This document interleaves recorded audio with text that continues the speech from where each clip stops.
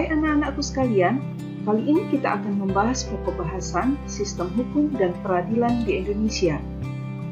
Subpokok bahasan pertama, yaitu sistem hukum di Indonesia, sudah dibahas pada video pembelajaran sebelumnya. Kita akan masuk pada subpokok bahasan kedua. Subpokok bahasan yang kedua adalah mencermati sistem peradilan di Indonesia. 1. Makna lembaga peradilan. Lembaga peradilan merupakan wahana bagi setiap rakyat yang mencari keadilan untuk mendapatkan haknya sesuai dengan ketentuan hukum yang berlaku. Di Indonesia, perwujudan kekuasaan kehakiman diatur sepenuhnya dalam Undang-Undang RI Nomor 48 Tahun 2009 tentang Kekuasaan Kehakiman yang merupakan penyempurnaan dari Undang-Undang RI Nomor 4 Tahun 2004. Berdasarkan undang-undang tersebut, kekuasaan kehakiman di Indonesia dilakukan oleh Mahkamah Agung. Badan peradilan yang berada di bawah Mahkamah Agung meliputi badan peradilan yang berada di bawah Pengadilan Umum, Peradilan Agama, Peradilan Militer, dan Peradilan Tata Usaha Negara, serta oleh sebuah Mahkamah Konstitusi. Proses peradilan dilaksanakan di sebuah tempat yang dinamakan pengadilan. Dengan demikian, terdapat perbedaan antara konsep peradilan dengan pengadilan.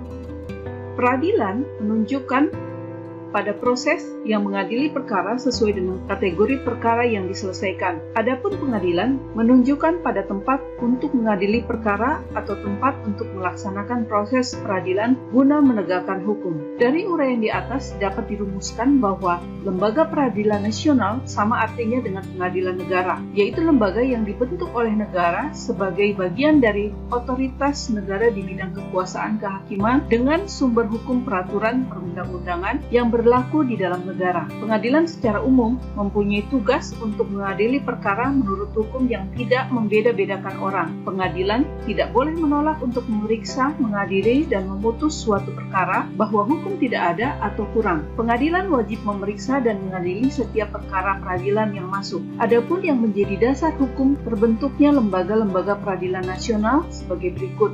A. Pancasila, terutama sila kelima yaitu keadilan sosial bagi seluruh rakyat Indonesia.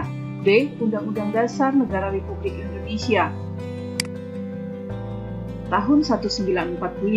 C. Undang-Undang RI Nomor 3 Tahun 1997 tentang Pengadilan Anak. D. Undang-Undang RI Nomor 31 Tahun 1997 tentang Peradilan Militer. E. Undang-Undang RI Nomor 26 Tahun 2000 tentang Pengadilan HAM. F. Undang-Undang RI Nomor 14 Tahun 2002 tentang Pengadilan Pajak. G. Undang-Undang RI Nomor 24 Tahun 2003 tentang Mahkamah Konstitusi. H. Undang-Undang RI Nomor 5 Tahun 2004 tentang perubahan atas Undang-Undang Nomor 14 Tahun 1985 tentang Mahkamah Agung. I. Undang-Undang RI Nomor 8 Tahun 2004 tentang perubahan atas Undang-Undang Nomor 2 Tahun 1986 tentang Peradilan Umum. J. Undang-Undang RI Nomor 9 Tahun 2004 tentang perubahan atas Undang-Undang Nomor 7 Tahun 1986 tentang Peradilan Tata Usaha Negara. K. Undang-Undang RI Nomor 3 Tahun 2006 tentang perubahan atas Undang-Undang Nomor 5 Tahun 1989 tentang Peradilan Agama. I. Undang-Undang RI Nomor 3 Tahun 2009 tentang perubahan kedua atas Undang-Undang Nomor 14 Tahun 1985 tentang Mahkamah Agung. M. Undang-Undang RI Nomor 46 Tahun 2009 tentang Pengadilan Tindak Pidana Korupsi. N. Undang-Undang RI Nomor 48 Tahun 2009 tentang Kekuasaan Kehakiman. Dalam pasal 18 Undang-Undang RI Nomor 48 Tahun 2009 tentang Kekuasaan Kehakiman disebutkan bahwa kekuasaan kehakiman dilakukan oleh sebuah Mahkamah Agung dan pada peradilan yang berada di bawahnya dalam lingkungan peradilan umum, peradilan agama, peradilan militer, peradilan tata usaha negara, dan oleh sebuah Mahkamah Konstitusi. Dari ketentuan di atas, sesungguhnya Badan Peradilan Nasional dapat diklasifikasikan sebagai berikut. A. Lembaga peradilan di bawah Mahkamah Agung. 1. Peradilan umum yang meliputi A. Peradilan negeri berkedudukan di ibu kota kabupaten atau ibu kota. B. Pengadilan tinggi berkedudukan di ibu kota provinsi. 2. Peradilan agama yang terdiri atas pengadilan agama yang berkedudukan di ibu kota kabupaten atau kota. B. Pengadilan tinggi agama yang berkedudukan di ibu kota provinsi.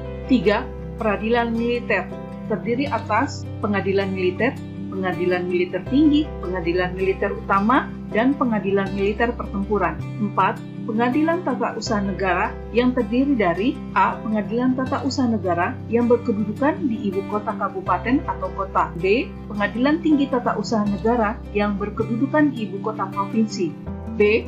Mahkamah Konstitusi. Kompetensi sebuah lembaga peradilan adalah sebagai berikut. 1.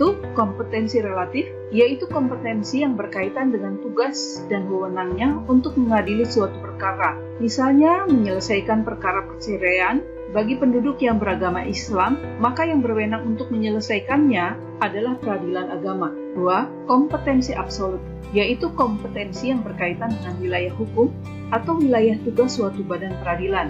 Misalnya pengadilan negeri, wilayah hukumnya hanya meliputi satu kabupaten atau kota dan hanya berwenang menyidangkan perkara hukum yang terjadi di wilayah hukumnya. 4. Perangkat lembaga peradilan. A. Peradilan umum. Kekuasaan kehakiman di lingkungan peradilan umum dilaksanakan oleh pengadilan negeri, pengadilan tinggi, dan Mahkamah Agung. 1. Pengadilan negeri mempunyai daerah hukum. 1. Pengadilan negeri dibentuk berdasarkan keputusan presiden, mempunyai perangkat yang terdiri atas pimpinan yang terdiri dari ketua dan seorang wakil ketua, hakim yang merupakan pejabat pelaksana kekuasaan kehakiman, panitera yang dibantu oleh wakil panitera, panitera muda dan panitera muda pengganti, sekretaris, dan jurusita yang dibantu oleh jurusita pengganti. 2. Pengadilan tinggi merupakan pengadilan tingkat banding.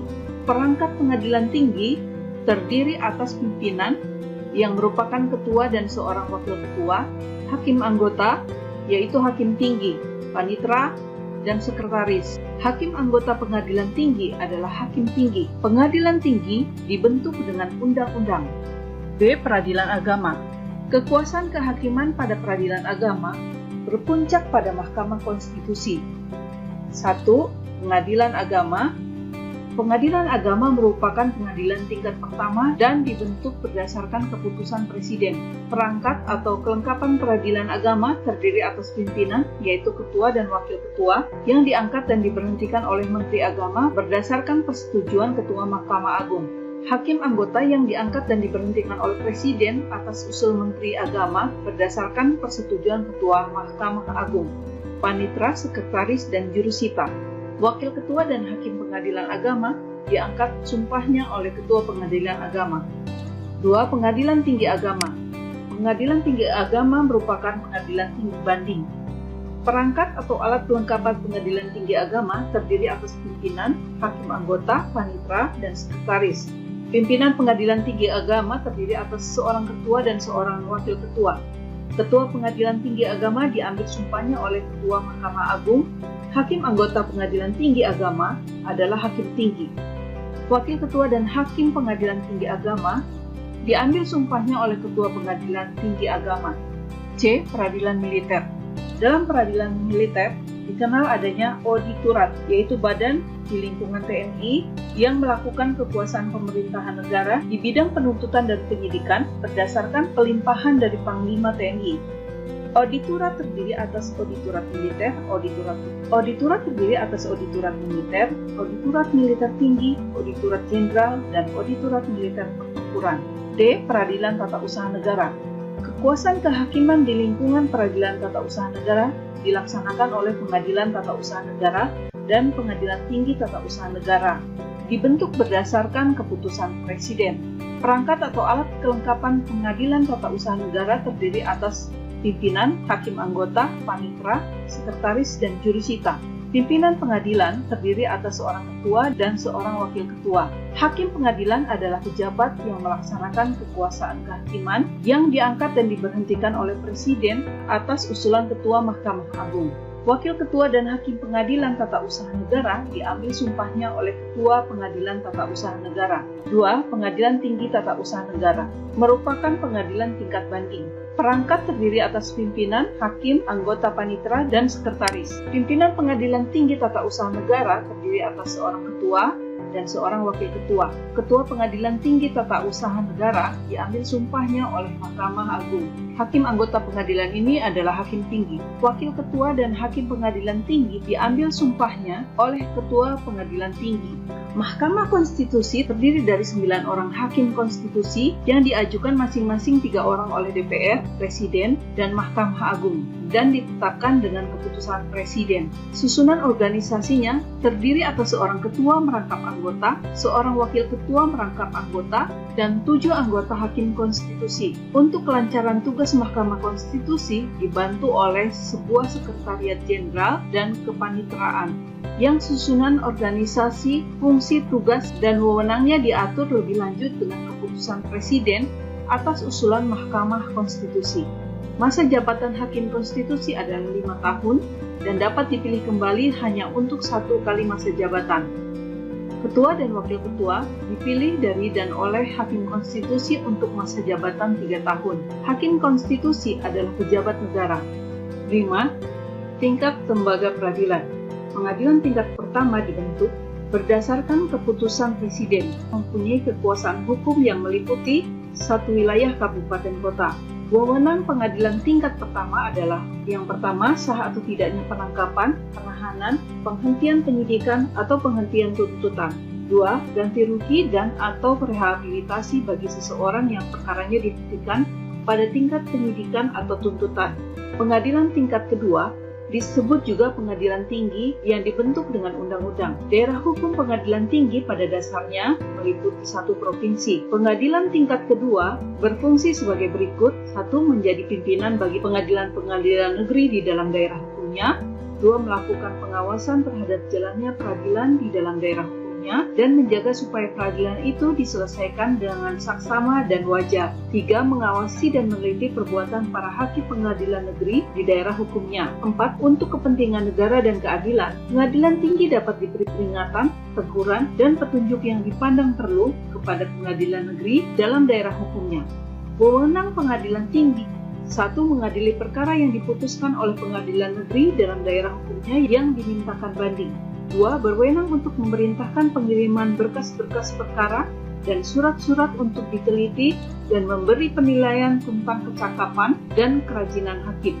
Kasasi oleh Mahkamah Agung berkedudukan sebagai puncak semua peradilan dan sebagai pengadilan tertinggi untuk semua lingkungan peradilan dan memberi pimpinan kepada pengadilan-pengadilan yang bersangkutan.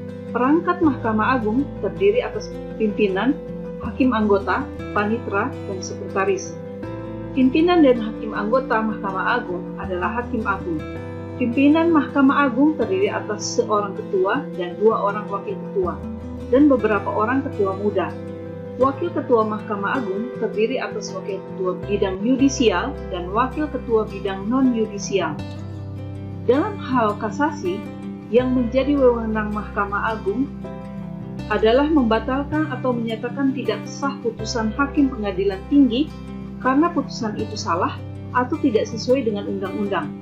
Hal tersebut dapat terjadi karena alasan berikut. 1. Lalai memenuhi syarat yang diwajibkan oleh perundang-undangan yang mengancam kelalaian itu dengan batalnya perbuatan yang bersangkutan. 2. Melampaui batas wewenang. 3. Salah menerapkan atau karena melanggar ketentuan hukum yang berlaku. 6. Peran lembaga peradilan. A. Lingkungan peradilan umum. Kekuasaan kehakiman di lingkungan peradilan umum dilaksanakan oleh pengadilan negeri, pengadilan tinggi, dan Mahkamah Agung. Pengadilan tinggi berperan dalam proses pemeriksaan, memutuskan dan menyelesaikan perkara pidana dan perdata di tingkat pertama. Pengadilan tinggi berperan dalam menyelesaikan perkara pidana dan perdata pada tingkat kedua atau banding. Di samping itu, pengadilan tinggi juga berwenang mengadili tingkat pertama dan terakhir apabila ada sengketa kewenangan mengadili antara pengadilan negeri dalam daerah hukumnya. Mahkamah Agung mempunyai kekuasaan tertinggi dalam lapangan peradilan di Indonesia. Mahkamah Agung berperan dalam proses pembinaan lembaga peradilan yang berada di bawahnya. Mahkamah Agung mempunyai wewenang berikut. 1. Mengadili pada tingkat kasasi terhadap putusan yang diberikan pada tingkat terakhir oleh pengadilan di semua lingkungan peradilan. 2. Menguji peraturan perundang-undangan di bawah undang-undang terhadap undang-undang. 3. Kewenangan lainnya yang diberikan undang-undang seperti memberikan pertimbangan hukum pada Presiden dalam permohonan gerasi dan rehabilitasi. B. Lingkungan peradilan agama. Pengadilan agama bertugas dan berwenang memeriksa, memutuskan, dan menyelesaikan perkara di tingkat pertama antara orang-orang yang beragama Islam di bidang perkawinan, warisan, wasiat, hibah, wakaf, zakat, infak, sedekah, dan ekonomi syariah. C. Lingkungan peradilan tata usaha negara berperan dalam proses menyelesaikan sengketa tata usaha negara. Sengketa tata usaha negara adalah sengketa yang timbul dalam bidang atau tata usaha negara antara orang atau badan hukum perdata dengan badan atau pejabat tata usaha negara, baik di pusat maupun di daerah sebagai akibat dari dikeluarkannya keputusan tata usaha negara, termasuk sengketa kepegawaian berdasarkan peraturan perundang-undangan yang berlaku. D. Lingkungan peradilan militer. Peradilan militer berperan dalam menyelenggarakan proses peradilan dalam lapangan hukum pidana, khususnya bagi pihak-pihak berikut. 1. Anggota TNI. 2. Seorang yang menurut undang-undang dapat dipersamakan dengan anggota TNI. 3. Anggota jawatan atau golongan yang dapat dipersamakan dengan TNI menurut undang-undang. 4. Seorang yang tidak termaksud ke dalam angka 1, 2, dan 3, tetapi menurut keputusan Menteri Pertahanan dan Keamanan yang ditetapkan berdasarkan persetujuan Menteri Hukum dan Perundang-undangan harus diadili oleh pengadilan militer. E. Mahkamah Konstitusi. Mahkamah Konstitusi merupakan salah satu lembaga negara yang melakukan kekuasaan kehakiman yang merdeka untuk menyelenggarakan peradilan guna menegakkan hukum dan keadilan. Mahkamah Konstitusi berwenang mengadili pada tingkat pertama dan terakhir yang putusannya bersifat final untuk perkara-perkara berikut. 1. Menguji undang-undang terhadap Undang-Undang Dasar Negara Republik Indonesia tahun 1945. 2. Memutuskan sengketa kewenangan lembaga negara yang kewenangannya diberikan oleh Undang-Undang Dasar Negara Republik Indonesia tahun 1945. 3. Memutuskan perselisihan tentang hasil pemilihan umum. Mahkamah Konstitusi wajib memberikan putusan atas pendapat DPR, Presiden, dan atau Wakil Presiden diduga 1. Telah melakukan pelanggaran hukum merupakan pengkhianatan terhadap negara, korupsi, penyuapan, dan tindak pidana berat lainnya. 2. Perbuatan tercela. 3. Tidak lagi memenuhi syarat sebagai Presiden dan atau Wakil Presiden sebagaimana dimaksud dalam Undang-Undang Dasar Republik Indonesia tahun 1945. Subpokok bahasan ketiga adalah menampilkan sikap yang sesuai dengan hukum. 1. Perilaku sesuai dengan hukum, tingkat kepatuhan hukum yang diperlihatkan oleh seorang warga negara secara langsung menunjukkan tingkat kesadaran hukum yang dimilikinya. Kepatuhan hukum mengandung arti bahwa seseorang memiliki kesadaran, memahami dan menggunakan peraturan perundang-undangan yang berlaku, mempertahankan tertib hukum yang ada, menegakkan kepastian hukum. Adapun ciri-ciri seseorang yang berperilaku sesuai dengan hukum yang berlaku dapat dilihat dari perilaku yang diperbuatnya, seperti disenangi oleh masyarakat pada umumnya, tidak menimbulkan kerugian pada diri sendiri dan orang lain, tidak menyinggung perasaan orang lain, menciptakan keselarasan, mencerminkan sikap sadar hukum, dan mencerminkan kepatuhan terhadap hukum. 2. Perilaku yang bertentangan dengan hukum beserta sanksinya. A. Macam-macam perilaku yang bertentangan dengan hukum. Ketidakpatuhan terhadap hukum dapat disebabkan oleh dua hal, yaitu pertama, pelanggaran hukum oleh si pelanggar sudah dianggap sebagai kebiasaan bahkan kebutuhan. Kedua, hukum yang berlaku sudah tidak sesuai dengan tuntutan kehidupan. Jika siswa yang melanggar tata tertib sekolah dibiarkan begitu saja tanpa ada sanksi tegas, maka esok lusa pelanggaran akan menjadi hal yang biasa. Ketidaknyamanan dan ketidakteraturan tentu saja akan selalu meliputi kehidupan kita jika hukuman sering dilanggar. Untuk mencegah terjadinya tindak pelanggaran terhadap norma atau hukum, maka dibuatlah sanksi dalam setiap norma atau hukum tersebut. Sanksi terhadap pelanggaran itu amat banyak ragamnya, misalnya sanksi hukum, sanksi sosial, dan sanksi psikologi. Berikut ini sanksi norma-norma yang berlaku di masyarakat.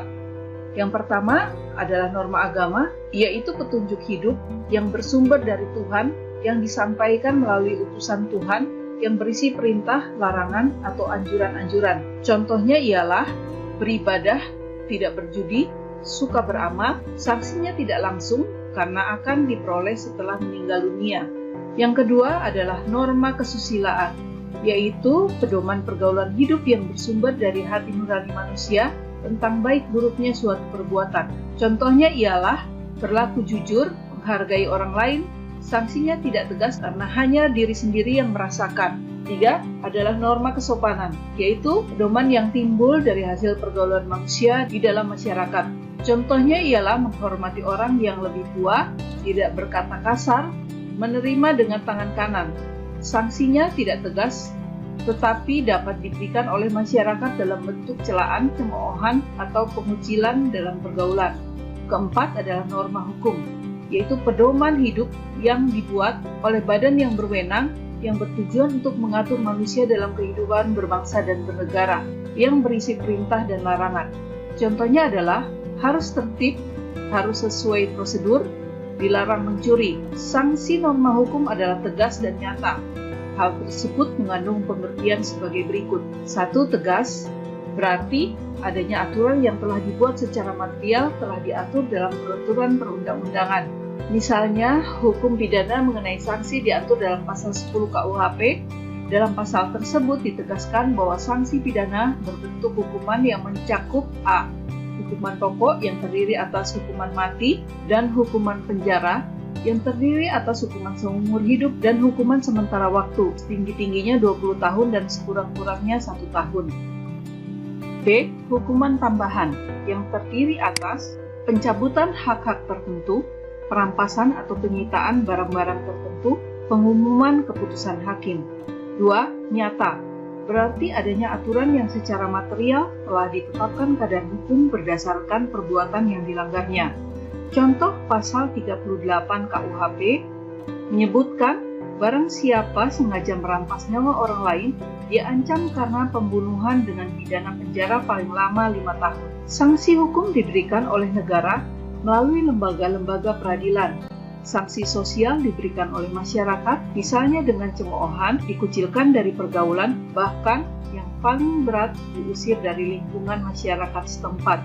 Jika sanksi hukum maupun sanksi sosial tidak juga mencegah orang dari perbuatan melanggar aturan, ada satu jenis sanksi lain, yakni sanksi psikologis yang dirasakan dalam batin kita sendiri. Sampai di sini penyampaian materi sistem hukum dan peradilan di Indonesia. Tetap sehat dan tetap semangat.